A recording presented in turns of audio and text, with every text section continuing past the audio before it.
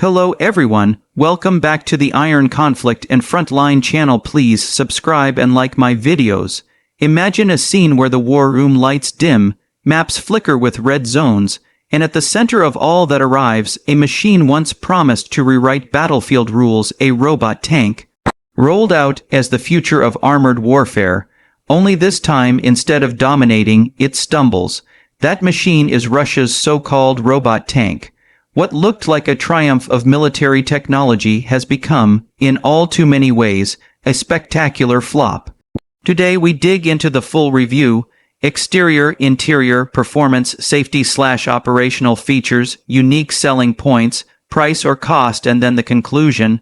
What does this mean for Russia, for the future of unmanned armored vehicles, and for those watching from the front line? Let's start with the exterior. From the outside, the vehicle, often cited as the Uran 9 unmanned ground combat vehicle, presents an aggressive posture. A tracked chassis, turret-mounted weapons, sensors, and communications gear protruding in all directions. It was marketed as a combat UGV with a 30mm autocannon, ATOMs and thermobaric rockets, the works. The exterior is ruggedized, with its low profile and machine gun/atom pack, giving it the look of a future tank without crew. But this promising facade masks major issues. According to internal Russian assessments, the machinery was not capable of performing the assigned tasks. Due to loss of control, limited range in urban terrain, and weapons unable to fire on the move. The exterior had promise: heavy machine gun ports, ATOM launch rails, robust tracked mobility, and thermal sensors, but in practice, the promise is unfulfilled. Visually, you can see the bulky sensors, antennas, unmanned turret module, everything that says high-tech. Yet you'll also note the compromises: somewhat older chassis, less armor protection compared to premier main battle tanks, and the need for a remote control vehicle or supportive crew vehicle nearby. Some reported issues: sensors failing when the vehicle moved due to lack of stabilization. The exterior, then, offers an impressive blueprint, but the details hint at the gap between concept and battlefield reality. Now moving to the interior, and by interior I mean in a remote sense, since this is unmanned, but we can talk about the internal architecture, control systems, remote links, targeting computers, payload integration, data links, mission modules. Internally, the vehicle was built around the idea of a remote operator, or a supervising crew in a command vehicle, linked by communications to the UGV. The sensors and fire control modules sit inside the unmanned hull. The 30mm2, a 72 autocannon or variant, is affixed, with a 7.62mm coaxial machine gun and ATOMs, for instance the 9M1 120-1 Ataka, or similar mounted. Within the vehicle, the electronics package was supposed to enable target detection, classification, and engagement at range, with electro-optical/infrared sights, laser rangefinder, and autonomous assistance. But the internal reality appears far less seamless. Russian internal research found that thermal and electro-optical systems were useless while the vehicle was moving, because of lack of stabilization. Moreover, the remote control link was severely limited in complex terrain. Loss of control or signal dropouts were reported in urban areas. So while the interior architecture aimed at autonomy and high-tech, what was delivered lacked reliability. From a user's perspective, or rather the operator's perspective, the internal environment is one of high expectation with real frustration. The remote control console in the command vehicle may display clean feeds, but when the UGV moves, the feed collapses, sensors lose lock, weapons won't fire accurately on the move. That internal disconnect, what the operator sees and what actually happens, becomes a safety and mission capability risk. Meanwhile, the unmanned hull must accommodate weapon reloads, in some cases a support crew still required, power, supply management, cooling for electronics, and field repair access, all inside a limited hull space. The thermal load from sensors, turret motors, and weapon systems can degrade performance. In many tests, the Uran 9 and similar platforms simply couldn't maintain combat tempo. The internal systems, though ambitious, proved vulnerable. insufficient stabilization, delayed firing commands, limited autonomy. So when you open the hood metaphorically of the robot tank, you find promise, but also serious mismatches between concept and execution. Next, let's talk performance. On paper, the vehicle looked strong. The Uran 9, for instance, was declared to have a 30 cannon, ATOMS thermobaric rockets tracked mobility, but in practice, performance faltered. The Russian MODI's Third Central Research Institute admitted it could not perform assigned tasks, citing loss of control, limited effective range, weapons that couldn't fire on the move. Independent analysis, such as from BAE Systems, noted sensors and weapon systems were useless while the Uran 9 was moving due to a lack of stabilization, and that it suffered significant delays when executing fire commands. In short, the actual battlefield performance has been a disappointment. Although the firm claim was high, the vehicle seldom shows up in real use. According to open sources, during Russia's full-scale invasion of Ukraine, the Uran 9 has never been seen in verified combat. Mobility: on tracked chassis it should be robust, yet in tests the remote link and terrain interaction degraded capability.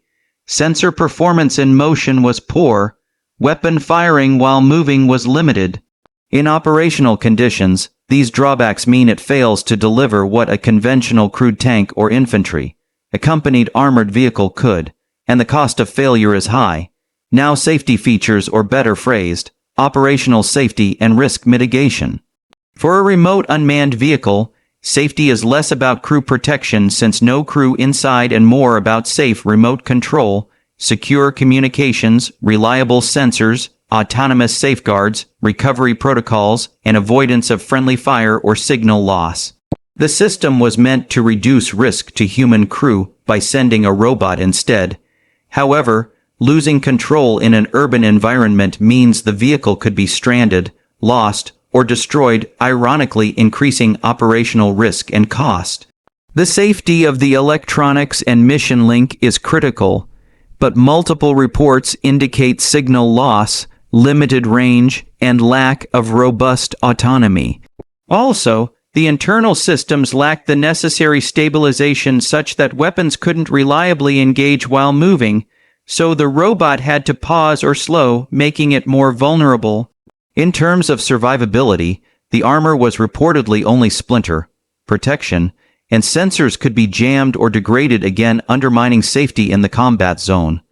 Thus, rather than being a safer option, the robot tank often came with added operational risk.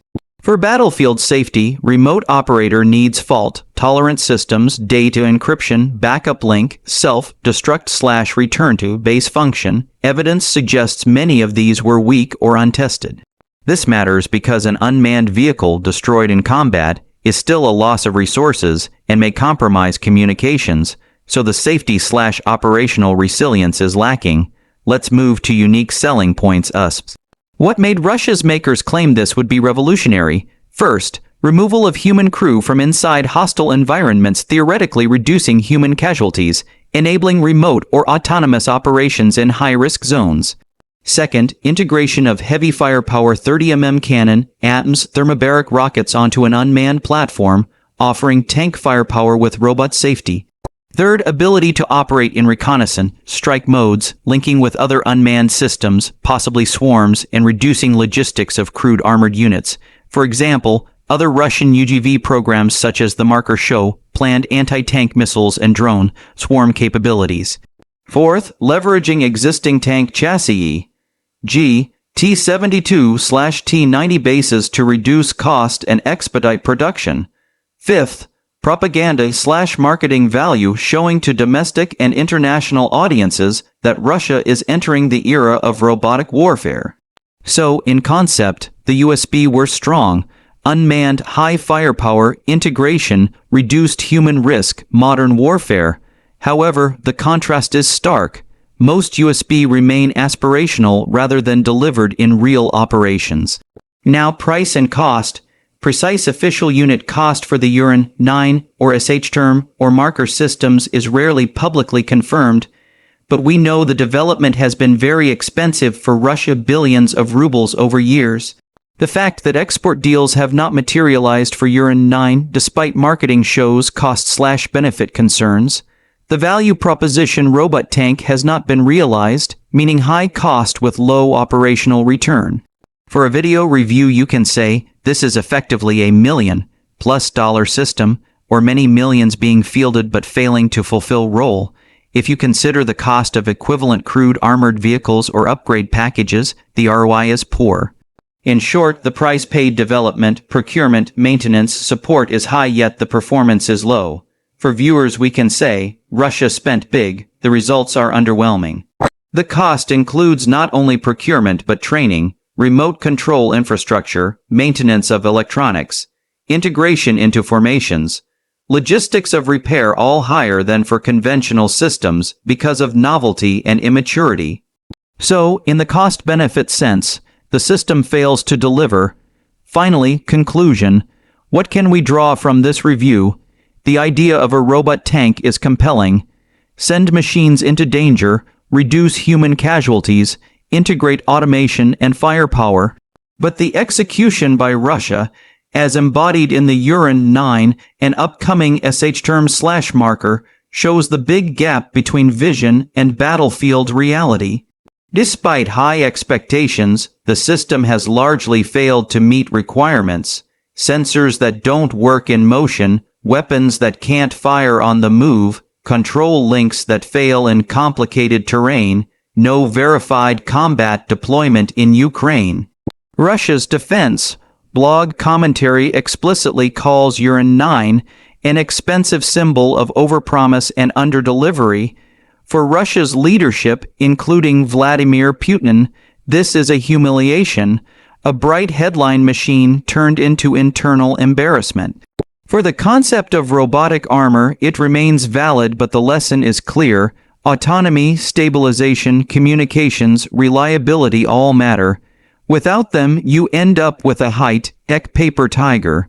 Operationally, this means that conventional crewed armored vehicles still dominate, and unmanned ground combat vehicles UGVs are not yet ready to replace them. Russia's setback gives other nations reason to pause before fielding similar systems.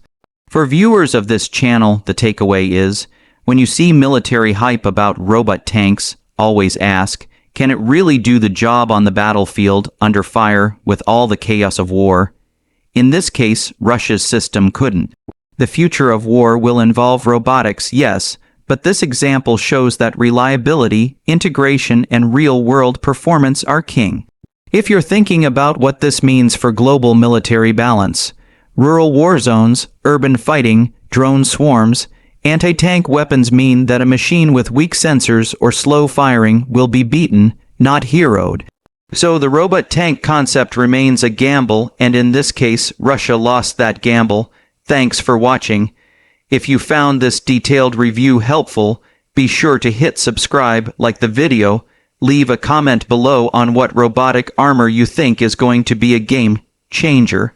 Until next time, stay tuned, stay alert on the front line of info here at Iron Conflict and Frontline.